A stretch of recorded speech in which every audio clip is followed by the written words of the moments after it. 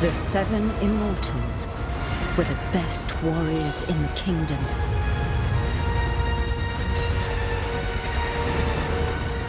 It's hard to believe it's been over a decade since the last proper entry in the Prince of Persia series. Things looked hopeful when Ubisoft announced a remake of The Sands of Time, but that project has suffered major development setbacks. Just when it seemed like all hope was lost, out of nowhere comes Prince of Persia: The Lost Crown, a brand new take on the long-standing franchise that ushers it into the Metroidvania genre with brilliant results. The Lost Crown still preserves the series' focus on precision platforming, puzzles, and challenging combat, but it elevates the experience with some fresh new ideas. The developers clearly took notes on some of the best games in the genre, and in turn, they've managed to craft a captivating world that fully delivers on the sense of exploration and adventure. Onward, Immortals! This time, rather than playing as the prince himself, the story sees you taking on the role of Sargon, a member of an elite group of warriors known as the Immortals. Shortly after returning home from their latest battle, the prince is kidnapped, and the queen dispatches the Immortals to rescue her son. Yet upon their arrival at an ancient citadel deep within the mountains, the warriors find not everything is as it seems, and Sargon is eventually separated from his comrades. Forced to journey alone, he begins to unravel the mysterious nature of the curse afflicting the mountain, as well as the motivations behind the prince's captors.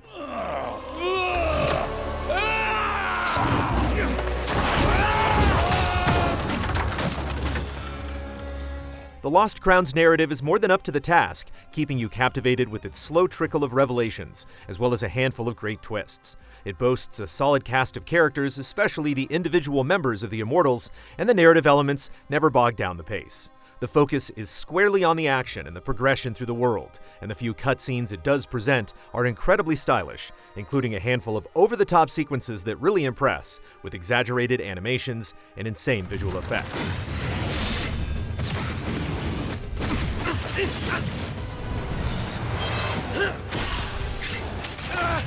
The revamped combat clearly takes inspiration from more action-focused games with intricate combos and an evolving toolkit.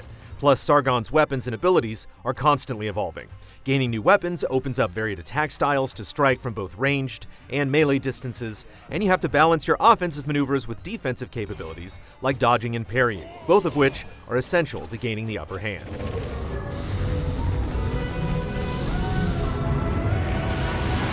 Things really start to shine when your attacks are combined with your special Athra Surge abilities, as well as several unique traversal powers. Athra Surges work on a special meter and cost anywhere from 1 to 3 bars, and these stylish attacks are game changers as they can get you out of tough situations and turn the tides of challenging encounters. Not to mention, they feel incredibly rewarding to execute. Yet the best is saved for Sargon's evolving traversal skills, which serve as the real showstoppers. The usual suspects like a double jump and an air dash help maintain the flow, though the former doesn't come into play until much later in the game. However, Prince of Persia is known for its more elaborate abilities like rewinding time, and the Lost Crown carries the torch with its own take on time manipulation, as well as a few other fantastic powers. Hey! Who's having all the fun? For starters, Sargon can create a shadow clone that will repeat his actions, as well as serve as a waypoint to instantly teleport to, from any spot on the screen. He can also make platforms pop in and out of reality, as well as store items in a parallel dimension and call on them later when needed. The one thing to be aware of is that once everything is unlocked, there is a bit of a learning curve to overcome as you try to string together all your skills and attacks. So expect a few bumps in the road as you gain your bearings. The Lost Crown does a masterful job of giving you situations to put these abilities to use, many times in tandem, not only to progress through various environments, but as a means to reach previously inaccessible areas. The sense of freedom you feel while commanding these powers is one of the game's biggest strengths, and the game provides compelling reasons to take advantage of them, usually in the form of meaningful rewards to further enhance Sargon's toolkit. Combining traversal powers and special combat abilities during enemy and boss encounters is also done exceptionally well. Combat situations are enhanced by outstanding enemy designs that continuously push you to get creative with your abilities, preventing you from relying on simple button mashing or getting too comfortable with certain attacks. The stellar sense of freedom extends to the world itself. In the early goings, it can feel a bit more restrictive, but eventually the game opens up and allows you to really get lost in its world as you try to tackle objectives. Plenty of secrets are tucked away in just about every corner, and there's more than a few puzzles to challenge the old noggin.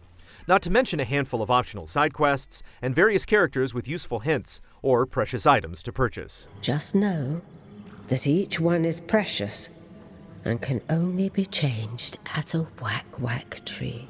I'll make good use of this. Some of the most useful items you can find are amulets. They function much like the charms from Hollow Knight, in which you can only equip or unequip them at rest points known as whack-whack trees. And each amulet takes a certain number of slots to equip. Since you can only make use of a few amulets at a time, you're encouraged to experiment with varied combinations to suit the different situations you come across.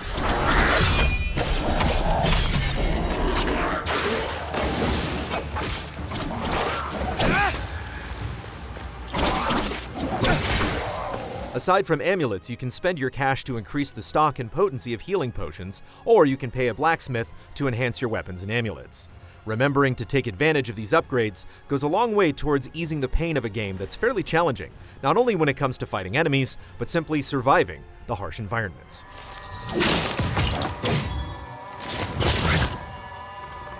In particular, the boss encounters can be incredibly punishing, even on lower difficulties, but that's the intent. You're supposed to be overwhelmed by complex attack patterns as you learn the tells and begin to memorize the dance of each fight. Whether man or beast, these fights are breathtaking spectacles, each more elaborate than the last. Like any other challenging game, the sense of satisfaction when you overcome one of these opponents is second to none. But the Lost Crown also respects that not everyone fits into one category. One of the best things about the Lost Crown is the way it approaches difficulty. There are 4 difficulty presets to pick from, but from there, you can go in and modify numerous individual specifics, including enemy damage and health, as well as the length of dodge and parry windows. There are even additional options like platform assist that allow you to bypass some of the trickier sections. It all adds up to a system that allows you to custom tailor a difficulty that suits your needs. So if you prefer enemies that pack a bigger punch, but want a bit more time to make defensive decisions, that's completely within the realm of possibility.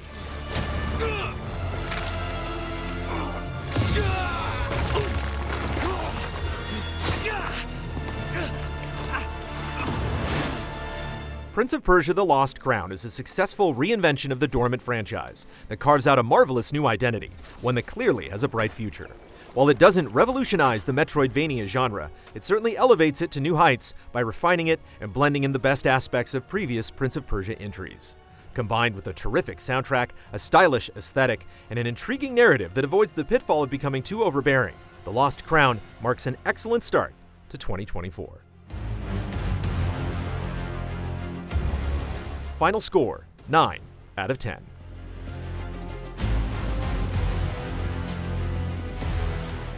Thanks for watching our review. We're Easy Allies. We've been writing about games for decades, and we also do podcasts, streams, shows, and more, all funded by regular viewers just like you.